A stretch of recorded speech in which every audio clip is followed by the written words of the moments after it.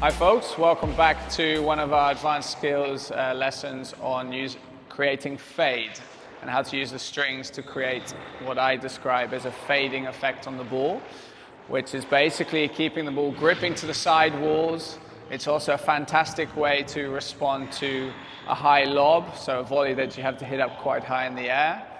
And it's a great tool to be able to develop more feeling in the hand and utilize the racket face in a more advanced way to create the effect on the ball, as I said.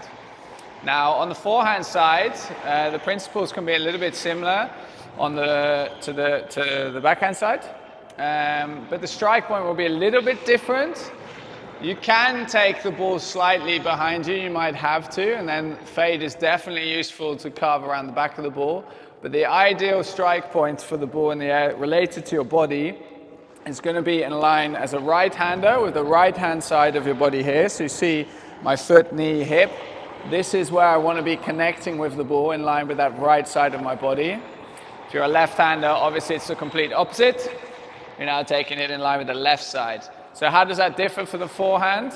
So on the forehand side, I was taking the ball in the middle of my stance here. Okay, and the left-hander is here. So it's a slight difference. Okay, but just be aware of it because it will make the swing and the process of creating this fade on the ball much more simple. Okay, so we're going to go to the same exercise as I demonstrated on the forehand, where I'm doing a volley control exercise around the back of the service box. It's a generally great exercise just to develop your ball control on the volley regardless. Very useful for returning of serve. And then as I put in these higher balls and get more height on the ball, I'm going to start to see if I can fade my racket strings around the outside of the ball. This time it's now going to be on the left-hand side of the ball. I'm sort of carving around the ball like so with my racket to create that spin, which will give a counter-rotation and hopefully make it grip nice and tightly to the sidewall here. Okay, so I'm going to talk through the process a little bit as I do this. Challenge myself. Okay, so now starting off getting these volleys going, getting up nice and high. As the ball gets higher in the air, I start to fade my racket around the outside of the ball. Yeah, and get it gripping nice and tight. So, again, looking for the optimum height. To strike, a little bit loose there. As I said, carving my racket face around the outside of the ball.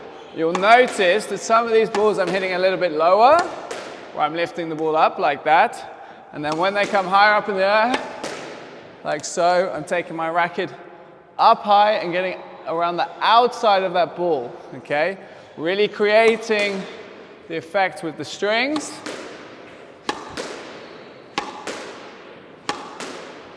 There's another one, nice and tight to sidewall.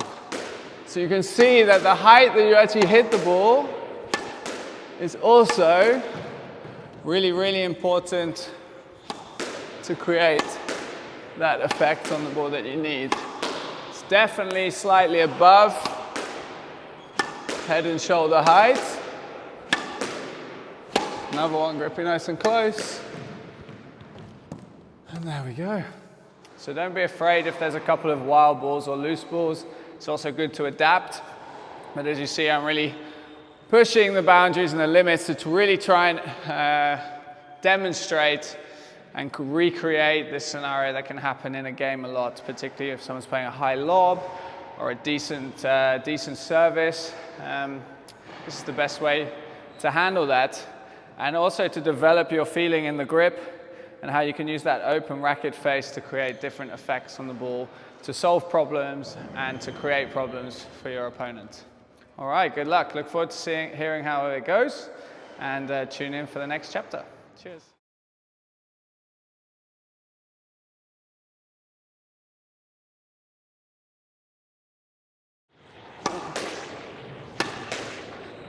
As I get closer to the sidewall, I'm starting to look at that highest point.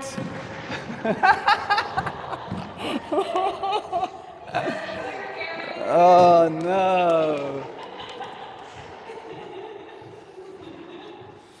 Whoops. Yeah, we're not filming anymore. We can do a blooper.